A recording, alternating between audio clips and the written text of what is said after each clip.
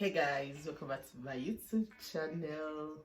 Today should be the second day of Vlogmas and I am here to share with you another video, with you.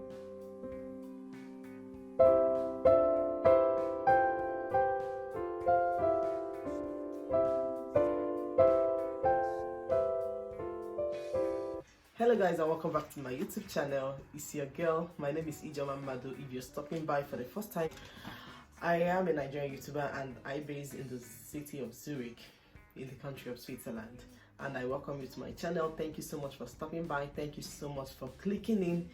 Thank you so much, and please don't make it your last by hitting on the subscribe button.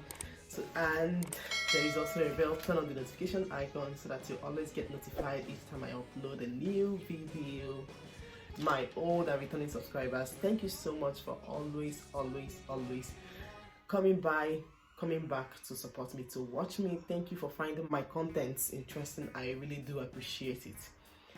And today I'm here to give you best tips to survive, to have a beautiful and happy stay in Nigeria if you're traveling to Nigeria this Christmas. First of all, congratulations to you for making that big decision. I know it's not easy, it must have been a very tough decision to finally make up your mind to decide that you're going home, because I know with everything happening in the country, the pandemic itself is not yet gone.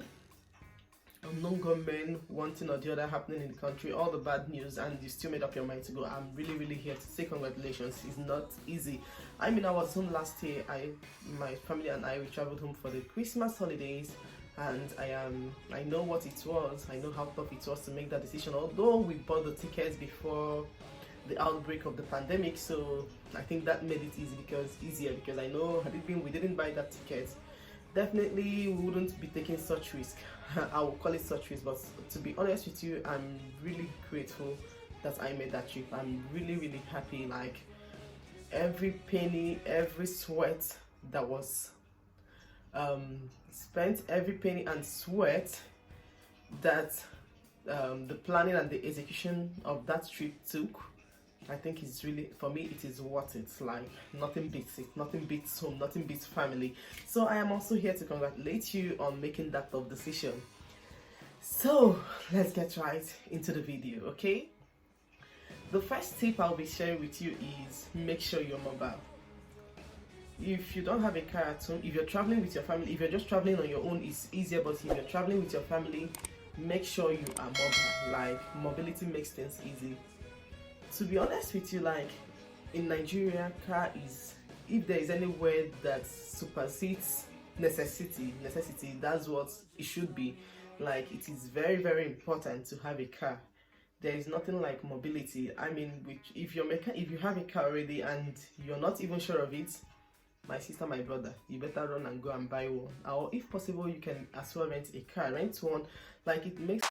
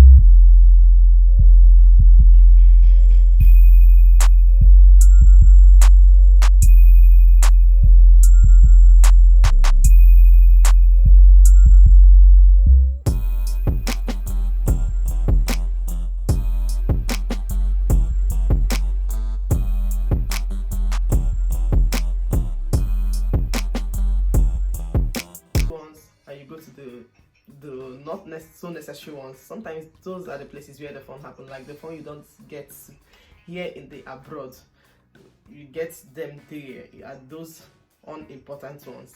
I mean, see, truth remains that I don't know where you're staying, but from where I stay, like in Switzerland, car is not really a necessity, because you can depend on the Swiss transport system. Like, you can depend on the 99%, at least 99.9%. It's really, really dependent. But in Nigeria, unless you want to go and start jumping from one place to the other. And that is it for the first tip. The second tip I'll be sharing with you is make sure you take your malaria medications, malaria and typhoid medications. If you didn't get any vaccination here before you're traveling home, before traveling, make sure the moment you step your feet in Nigeria, that first day that you step feet in Nigeria, make sure you start taking your malaria medications, especially if you've been away for over 2 years, you've not been home for over 2 years. The earlier the better. And if you're coming back, make sure to pack them and come back, because sometimes even though you've treated or you take the medications before traveling or during your stay, sometimes you come back and you still see that you still have traces of this malaria. So when you have your medications, it makes it really easier. To be honest with you, prevention, they say, is always better than cure. Number 3 tip I want to share with you is, as soon as you go back home, after the first few days, start planning how to come back, start planning your returning journey. See, let me tell you, when I went home, I got carried away with enjoyment. I didn't even want the thought of remembering that there was a day I remember that I would be coming back home. To be honest with you, I felt sad. Like, I felt really sad. I was just, my heart was just in. Like, that day I felt really sad that I was coming back. Like, it was still, I still had 3 weeks more, but then I was just so sad. Like, why? And it made me not to plan. Like, it was just at the dying minute that I even remembered that I would be coming back. Then I was now running helter-skelter. And to be honest with you, it wasn't the best decision, because some of the vegetables that I planned drying, I couldn't get them, and some that came back with me decayed and I had to throw them away. So the earlier the better for you. Start planning on how to come back your fish, your veggies, your nuts, your seeds, so that the thing is that when you buy them and you start drying them, it will really get to your desired taste before you come back. Tip number 3. The 4th tip I will be sharing with you is treat people with respect. Don't go home, especially if you're going to the village, or no matter where you find yourself, whether the village or in the city or in the town, don't go home and start acting like someone who doesn't go to toilet. Like, try to accommodate people. I'm not saying you should go and start showing yourself to people. Just try to accommodate people. If it's possible, I wouldn't say maintain a low profile, just live your normal life, but don't go and act like you're the president. Try to accommodate people. If they come, greet them. Even if you don't want to come close, you don't want them to touch your baby, you don't want anything, just try to greet them. At least you greet them so that they will know that, oh, she's respectful, he's respectful, he greets people, he doesn't act like someone who doesn't go to toilets, and so on and so forth. If possible, if you can do anything for them, if you can host them, anything at all, just to make them feel happy.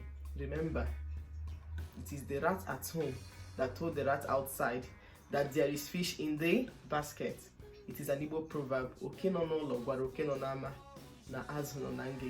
because these are still the people who will protect you, and vice versa. If any of them should go out and tell people that this is how you act and blah blah blah, people, but you don't know, you never can tell. It is not my wish for you.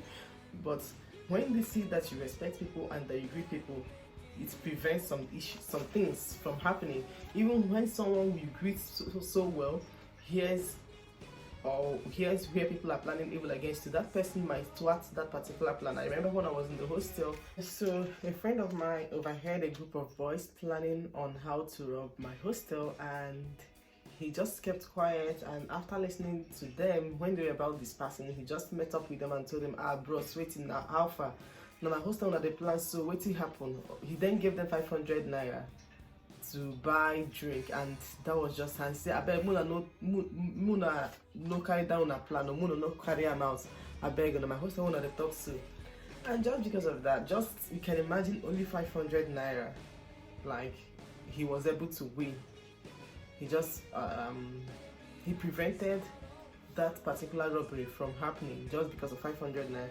So if you go home, if you see a group of boys drinking, don't come and just do smell like you don't cheat, or you don't go to toilet, or you don't eat from it, you don't eat gari, or you don't eat soup.